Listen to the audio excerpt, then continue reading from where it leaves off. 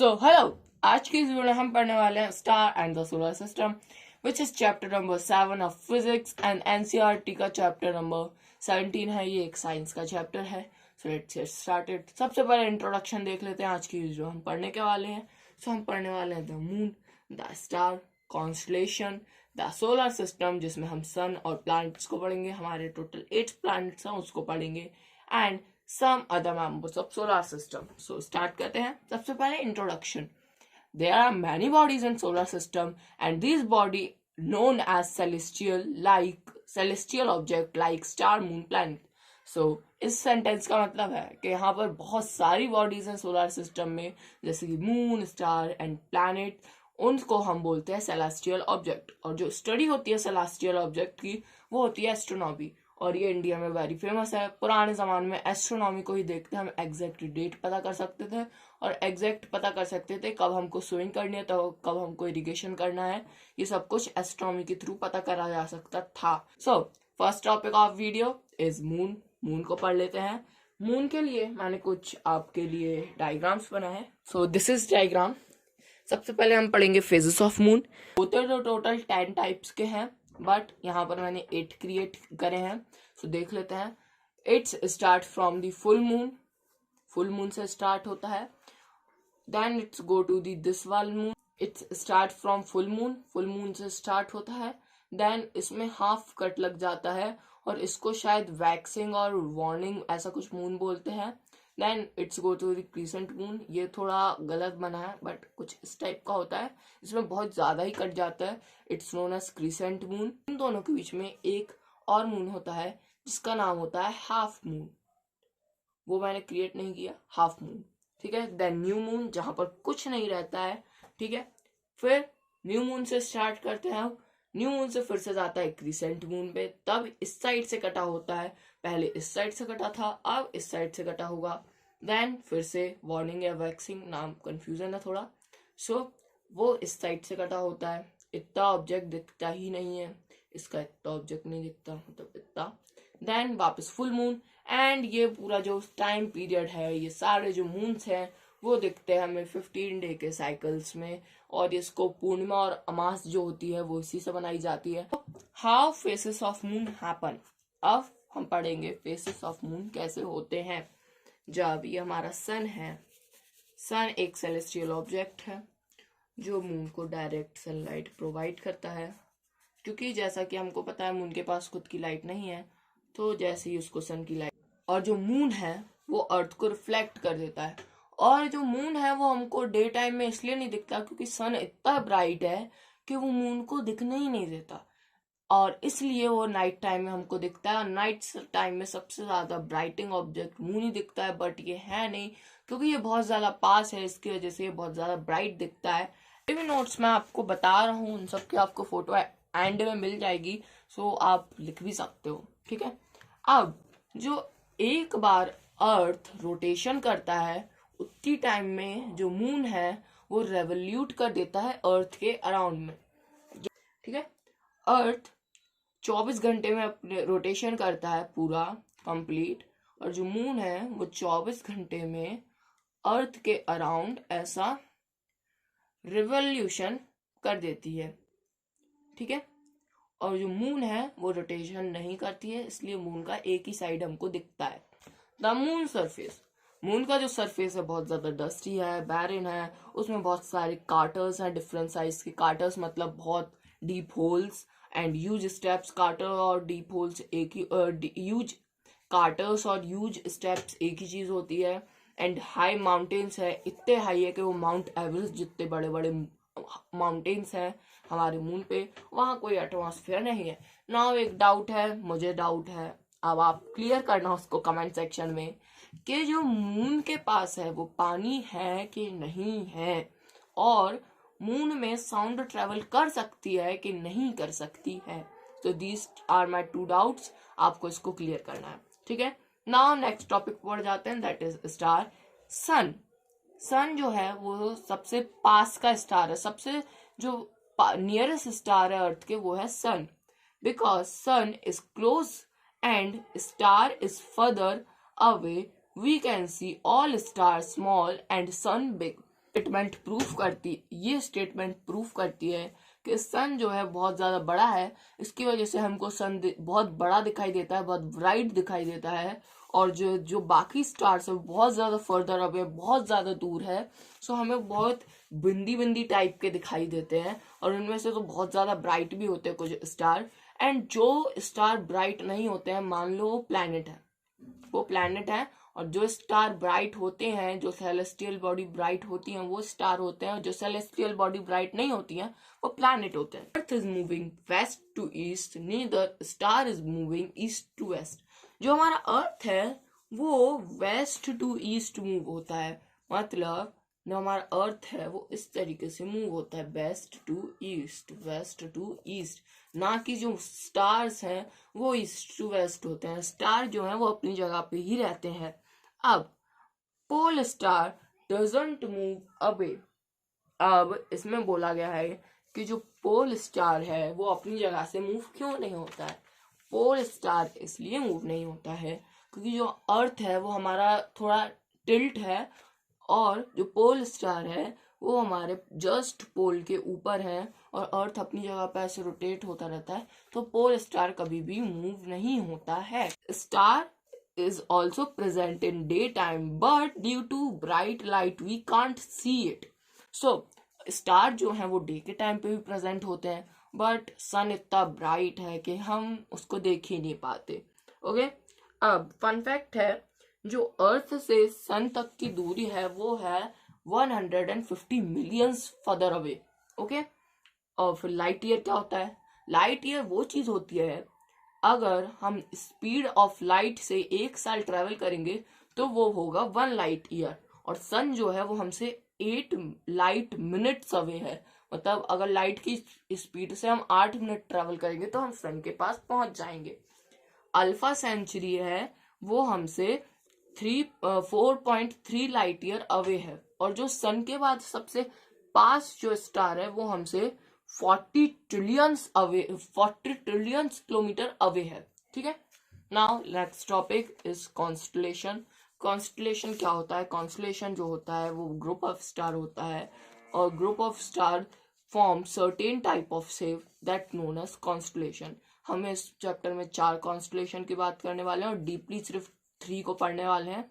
First is great wear, जिसको हम Ursa major और सप्तऋषि के नाम से भी जानते हैं। Second is Orion, third is Cassiopeia, and fourth is Leo major.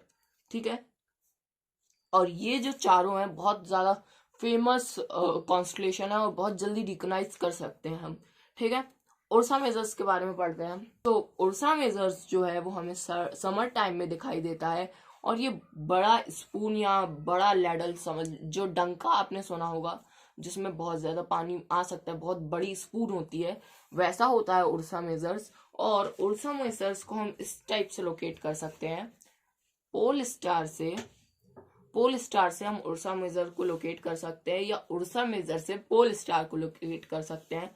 मान लो ये उर्सा मेजर है, उर्सा मेजर 7 ह्यूज स्टार्स से बना हुआ है। 4 are these and 3 are these, so 7 star से उर्सा मेजर बनता है। और उर्सा मेजर का जो स्पून का दिस साइड है, इससे स्ट्रेट जाएंगे तो हमको पोल स्टार दिख जाएगा, और जो इन दोनों स्टार्स के बीच में डिस्टेंस अगर x है तो इससे इस वाले स्टार से पोल स्टार के बीच का जो डिस्टेंस होगा वो 5x होगा। ठीक है, और इसी टाइप से जब अर्थ रेवोल्यूट होती है तो उर्सा मेजर इस तरफ आ जाता है, फिर उर्सा मेजर इस तरफ आ जाता है, फिर उर्सा मेजर इस तरफ आ जाता है, और जो पोल स्टार है वो तो एक ही जगह है बिकॉज वो हमारे पोल पे है। ठीक है, नाउ दूसरे स्टार की बात करते हैं, that is Orion. We can find Sirius through this, and ये जो दिखता है वो हमें विंटर में दिखता है, और ये 7 to 8 स्टार से फॉर्म होता है। अब ये जो है अभी इसमें 1 2 3 4 5 6 एंड 7 8 स्टार टोटल है। और जो इसकी बेल्ट होती है, ओरियन की जो बेल्ट होती है, उससे अगर हम डायरेक्टली देखेंगे थोड़ी दूर तो हमें बहुत ब्राइट स्टार दिखेगा, बहुत ब्राइट स्टार दिखेगा, वो होता है सीरियस। सीरियस जो है वो सबसे ब्राइटेस्ट स्टार है, ठीक है।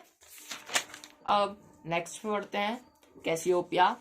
ये हमको दिखता है ड्यूरिंग विंटर नॉर्दर्न स्काई में, और इसके अंदर बहुत सारे स्टार्स होते हैं। जितने भी कॉन्स्टलेशन है उसके अंदर भी बहुत सारे स्टार्स होते हैं, बट मेजरली हमें 7 या 8 ही दिखाई देते हैं, बिकॉज जो स्टार है वो बहुत ज्यादा दूर होते हैं, तो we can't see all of them. Okay, now next topic of our this video is solar system. Solar system में सबसे पहले हम पढ़ने वाले हैं सन के बारे में। सन जो है वो नियरेस्ट स्टार है, उसके अंदर होती है हाइड्रोजन और हीलियम, जिसकी वजह से बहुत ज्यादा हीट प्रोड्यूस होती है, और वो अर्थ के लिए एक मेन सोर्स है एनर्जी और हीट का। और जो हमारे, अब आपको पता है जैसे कि हमारे पास टोटल 8 प्लैनेट्स हैं, जिसमें से जो फर्स्ट 4 है उसको हम बोलते हैं इनर प्लैनेट, एंड जो लास्ट 4 है उसको बोलते हैं आउटर और गैसियस प्लैनेट, बिकॉज वो सारे गैसियस होते हैं, ठीक है।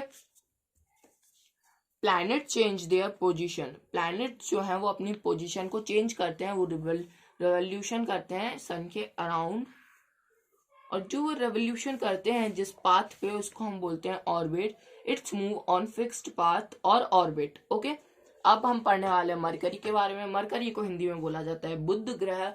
ये सन से सबसे पास है, बहुत छोटा, सबसे स्मॉलेस्ट प्लैनेट है, और उसके पास कोई सैटेलाइट नहीं है, सैटेलाइट में यानी कि मून, ठीक है। वीनस, जिसको हम बोलते हैं शुक्र। शुक्र ग्रह है वो अर्थ के सबसे पास है, ये सबसे ब्राइटेस्ट प्लैनेट है। ये हमको मॉर्निंग और इवनिंग स्टार के नाम से भी जाना जाता है, क्योंकि ये मॉर्निंग और इवनिंग में हमको दिखाई देता है। ये जो है वो ईस्ट टू वेस्ट होता है रोटेट, ना कि वेस्ट टू ईस्ट।